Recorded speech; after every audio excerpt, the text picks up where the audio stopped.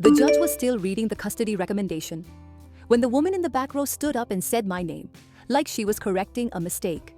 Not loud, but firm enough that the entire room snapped toward her.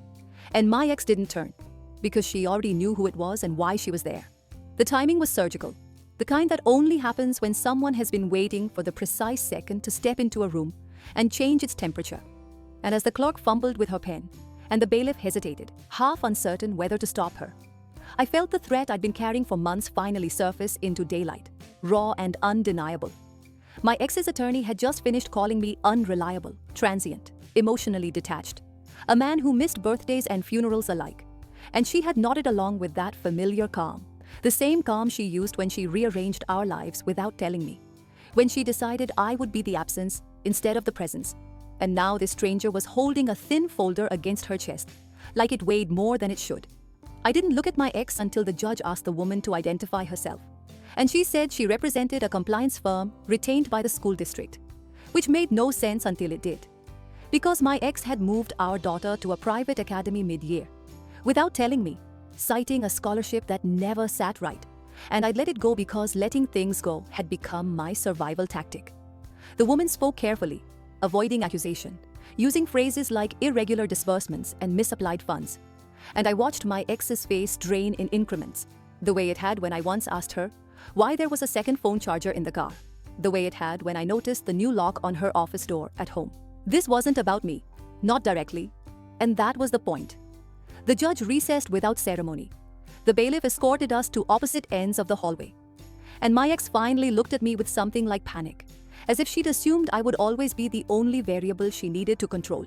We met in a hospital cafeteria 14 years ago, both pretending to enjoy coffee that tasted like metal. And she liked that I listened more than I talked, mistaking quiet for pliability, which I let her do, because at the time it felt like peace. I was a municipal electrician then, the kind of job that keeps you invisible until something fails. And she worked in development, all language and persuasion, convincing donors they were changing the world while changing the subject whenever money moved sideways. We built a life that looked stable from the outside, schedules and routines and photos that suggested permanence. And when the fractures started, they were administrative, not emotional. Small decisions she framed as efficiencies that slowly removed me from the center of things. I noticed, but noticing is not the same as confronting. And confrontation had never been my skill. The night I missed her mother's memorial, the story she told everyone was neat and complete. A man who chose work over family. And it held because it matched the shape she'd been carving for years. The truth was less dramatic and more useful to keep private. A consulting contract tied to infrastructure audits that required silence and distance. The kind of work you do once you've learned that anonymity can be a form of safety. And I had learned that long before I learned how to be married. When the separation began, she controlled the narrative with the same competence she brought to everything else. And I let her, because I was tired. And because our daughter still smiled at me when I showed up. And that felt like enough until it didn't. I didn't set out to expose anything. And that matters to me, because intention is the line between obsession and clarity. And I crossed it only when the paperwork started contradicting itself. Tuition receipts that didn't align. Tax forms that referenced entities I couldn't find. A scholarship letter printed on letterhead that didn't exist anymore. And I kept copies without knowing why. A habit from a life I rarely acknowledged. When I asked questions, she answered them with confidence and speed. And when I asked again, she answered differently. And that was when I stopped asking and started listening to what wasn't said. The compliance firm had found her through the school, not through me. But they didn't arrive by accident. And I had made one call months earlier to someone who understood patterns and owed me nothing but curiosity. By the time we were called back into the courtroom, the story had shifted, not in my favor, but away from hers. And the judge's questions were procedural, almost gentle. Because authority doesn't need to be loud when it's certain. My ex's attorney requested a continuance, then another. And each request sounded thinner than the last.